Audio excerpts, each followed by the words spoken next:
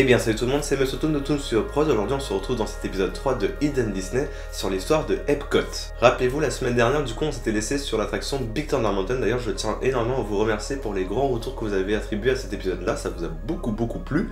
Et aujourd'hui du coup on va s'attarder sur l'une des, on va dire même dernières créations de Walt Disney, qui est donc Epcot, la ville futuriste. Alors il faut savoir que ce sujet là a été extrêmement compliqué à réaliser pour vous, parce que finalement Epcot c'est une histoire qui est extrêmement longue à raconter. Et pour un Hidden Disney de seulement 6 minutes, c'est vrai que le défi est vraiment de taille, parce que résumer toute l'histoire de Epcot en 6 minutes, et bah de manière très facile et très condensée, c'était vraiment très compliqué. Je pense que ça a été vraiment le plus gros défi. Donc je pense que forcément vous comprendrez toute l'histoire d'Epcot, mais il faut savoir que bien évidemment il y a beaucoup plus de choses encore à apprendre sur Epcot. On pourra en parler pendant 2 heures facilement, en vous détaillant et décortiquant vraiment le moindre petit détail quoi. Donc je vous laisse profiter de ce 3e épisode de Hidden Disney. Vous allez voir, ça va être super intéressant. Plongez-vous dans le futur et bon visionnage.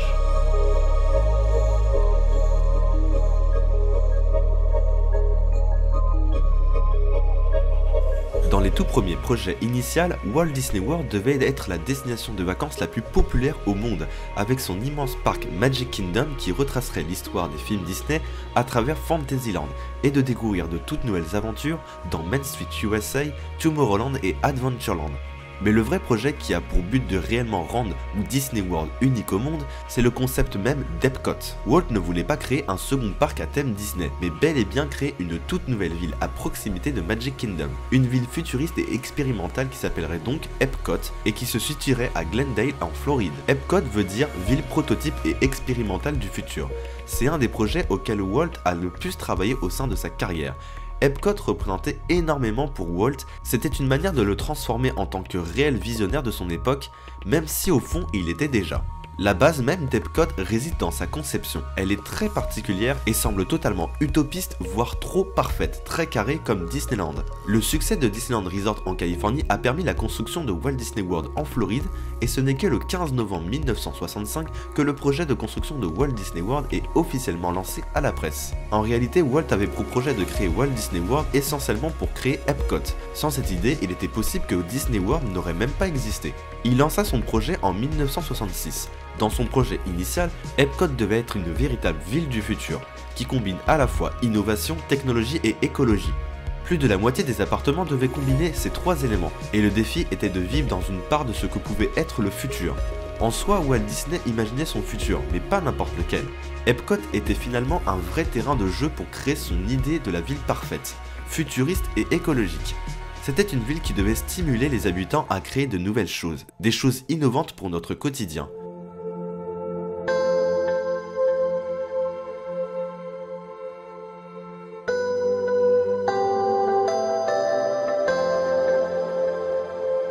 Cependant, beaucoup d'Imagineers Disney pensaient qu'Epcot était un projet un peu trop grand pour l'époque.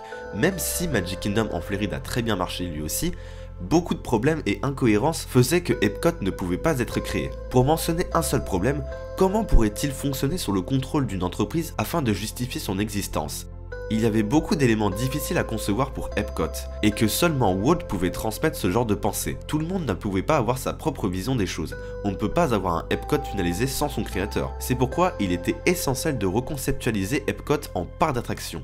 Finalement, il ne devrait plus être une ville futuriste, mais bel et bien un parc à thème complémentaire de Magic Kingdom. Il serait finalement la vitrine du futur avec des présentations de concepts et prototypes du futur, un forum de l'avenir qui permettrait d'être un communicateur au monde. Finalement, Epcot n'est pas seulement un parc à thème, c'est également la dernière vision de Walt, mais aussi une preuve que cet homme était un véritable génie et visionnaire de son époque.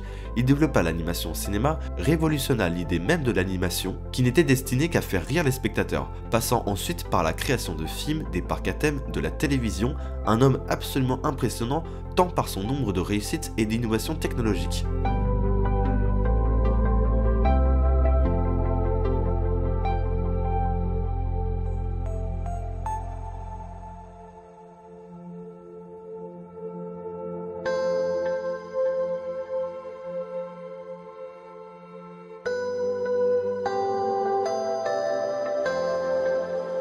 Les habitants d'Epcot devaient essentiellement être des entreprises américaines qui proposaient de nouvelles idées pour la vie urbaine. Elles devaient être une communauté d'innovateurs pour le monde de demain, pour que le futur ne soit jamais complété. Epcot devait accueillir près de 20 000 habitants à son ouverture, qui constituerait une sorte d'essai pour l'élaboration et l'organisation finale de la ville.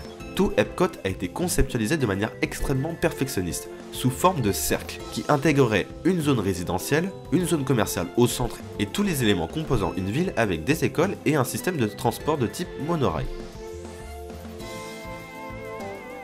Tomorrowland découle énormément d'idées sur Epcot et c'est l'une des raisons qui l'a poussé à créer ce projet.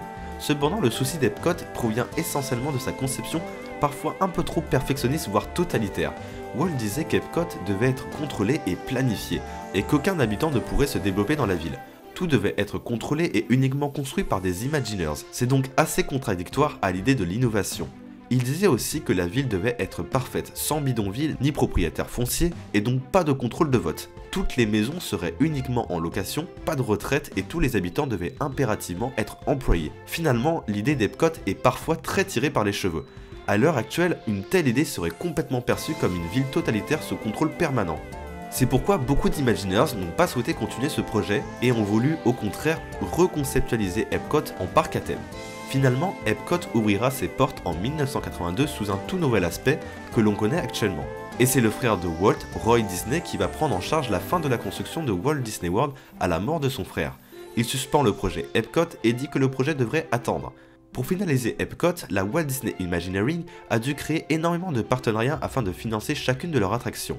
Les Imagineers Disney ont donc finalement divisé en deux parties Epcot, une basée sur l'innovation et la technologie et des représentations de concepts et de projets futurs, et l'autre parcourant l'architecture, la gastronomie et les coutumes des pays du monde entier à travers des attractions innovantes. Le symbole d'Epcot, le Spaceship Earth, a pris 2 ans et 2 mois à construire. Il symbolise l'idée d'Epcot et représente à la fois le symbole de la paix mondiale. Elle a une forme très particulière et fascinante qui a été énormément bien pensée pour résister à la pluie et au climat en Floride. De nos jours, Epcot prévoit encore de s'innover à travers son temps, en proposant des futures attractions technologiques en rapport avec le monde entier. Finalement, c'est encore de nos jours un énorme forum de culture et d'innovation technologique.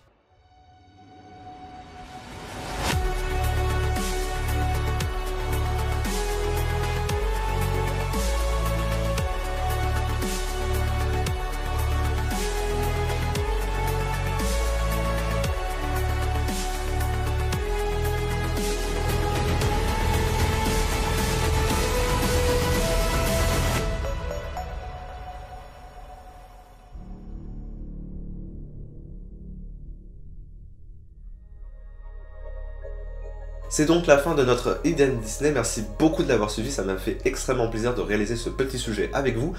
C'était vraiment un sujet particulièrement intéressant dans le sens où vraiment Epcot c'est un projet que je connaissais vraiment de base quoi, je connaissais vraiment les lignées on va dire de ce concept, mais c'est vrai que c'était vraiment intéressant de voir que finalement c'était quelque chose d'assez peut-être trop poussé, axé un peu trop perfectionniste et qui ne pouvait pas être vraiment réalisable, et c'est vrai que du coup c'est intéressant de voir pourquoi ça s'est transformé finalement en parc à thème et non pas en ville futuriste, et donc vraiment un sujet très intéressant, je pense qu'il peut potentiellement faire réagir quand même dans les commentaires, donc n'hésitez vraiment pas à me dire dans les commentaires ce que vous en avez pensé en tout cas. Comme d'habitude je compte sur vous pour vous ériser, je ne sais pas si ça se dit, cette vidéo parce que ça m'a pris beaucoup de temps et beaucoup d'endurance, donc ça me ferait extrêmement plaisir que vous mettiez un petit pouce bleu, que vous partagez cette vidéo et que vous abonnez à la chaîne, ça me ferait vraiment extrêmement plaisir. Je remercie encore une fois les tipeurs qui seront en description de vidéo et on se retrouve du coup la prochaine fois, donc la semaine prochaine à 18h30 pour un nouvel épisode de Eden Disney, mais avant on se quitte avec un petit indice sur la semaine prochaine.